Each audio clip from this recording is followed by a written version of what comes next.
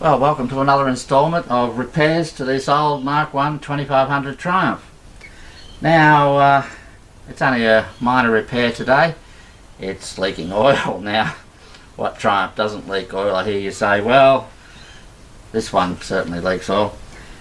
Now, look, most of it I don't worry about it. I just minimise it because you're not going to stop it. But this one's leaking from its tapper cover gasket right at the back of the engine, and it is leaking on the exhaust, and you get the smell of burning oil all the time. Now, I seem to have a vague memory that when I did the head gasket on this car a couple of years ago, that for the sort of first time for me working on cars, I put silicone on the gasket. I've never been a big fan of silicone, but I'm going to try a different method this time and use silicone and see how we go. So let's get on with it. Well, the first thing to do is to get the strut brace off. So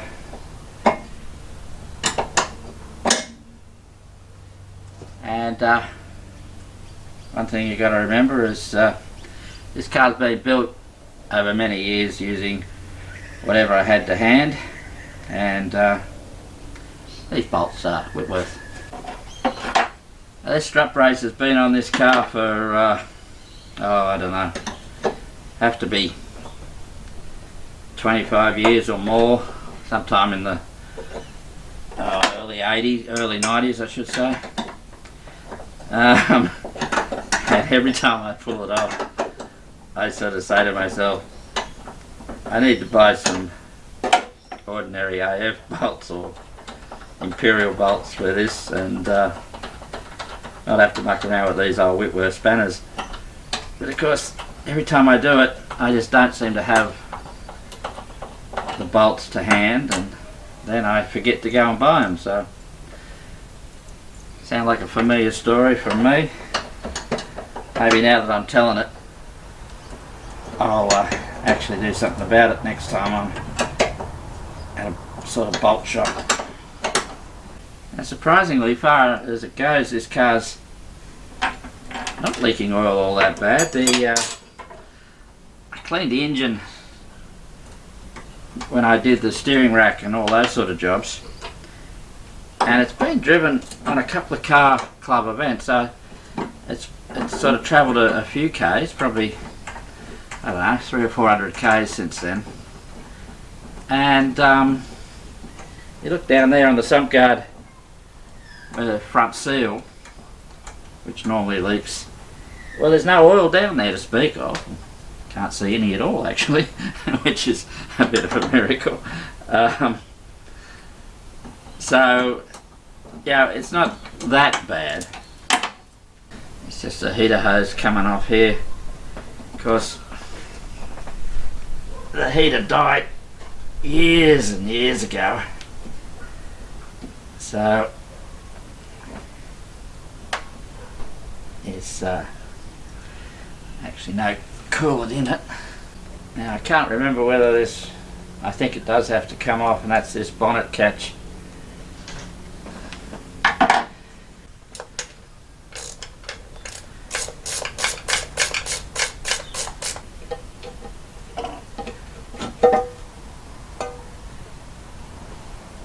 Well, there you go, one tapper cover off. Well, now for the messy bit. Get this tapper cover cleaned up a bit. This bloody Wonder spray stuff, degreaser.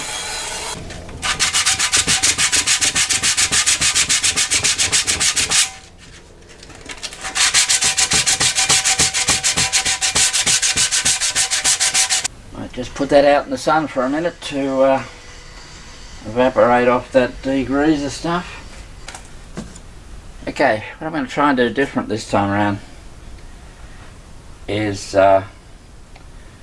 put the silicone on here, put the gasket on, and then leave it for a while to let it go like off a little bit, and so that the gasket is then well and truly stuck to the tappet cover. I'll then put silicone on the head and put the whole thing together after this has gone off a bit, and just do the bolts up like finger tightish, just to squash the silicone just a tiny bit, and then let that go off, sort of thing, and then tighten it down. Now I don't know if that's the right way to do it, who knows, I'm not a mechanic, but I'm going to give it a go because all the other methods I've used don't work. So let's give it a go and see what happens.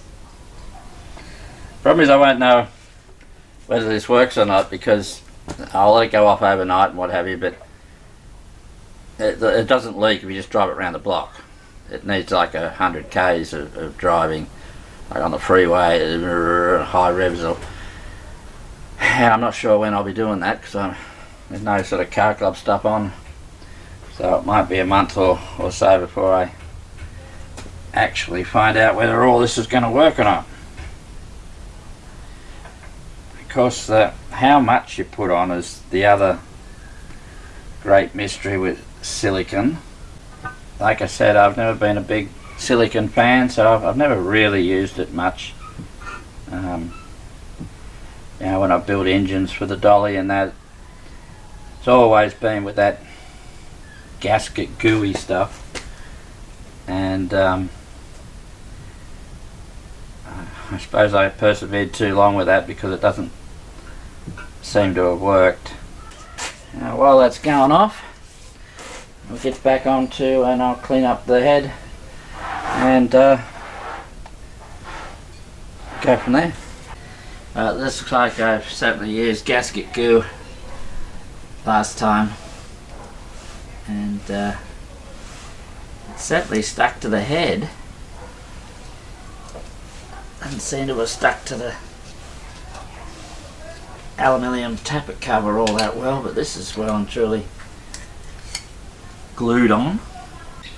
Yeah, well, this gasket doesn't look too bad, being it's a couple of years old, but it's definitely been leaking out the back there. I'm thinking that I'll put some silicone on there and then drop the tappet cover on and just sort of push it down, do them up finger tight, leave it to go off, and then tighten it down. And then don't start the car until at least the next day. Hopefully it's gone off a little bit. Certainly it's holding that gasket well. So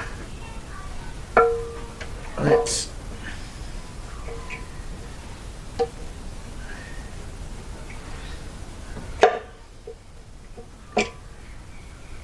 put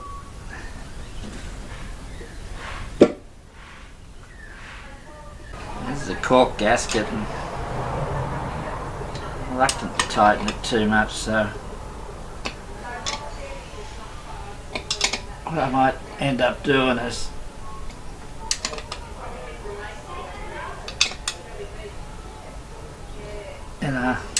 just tighten it every now and then maybe. Alright, just a matter now of putting this back together. Never know, this might work. Oh, see them pigs flying over there? Yeah, right. Always worry me, these latch cables, because it's somewhat of a nightmare if something goes wrong. It's not like a front opening bonnet where you can get in behind the dash, behind the grill and try and get them open. These, my TR7 failed one time, and after several hours of, there's a grill like this on the 7, and with all various tricky little tools eventually got it open, but how on earth do you get it open otherwise? It's, oh, helps if you put it on the right way around. Now I've searched around in my nuts and bolts, because I've been buying a lot of new nuts and bolts for the dolly, I found some leftovers from that with AF heads on them. Oh, did you see that? How come you didn't tell me about that? All is undone. On camera, the cork gasket has just sort of popped out on the other side there.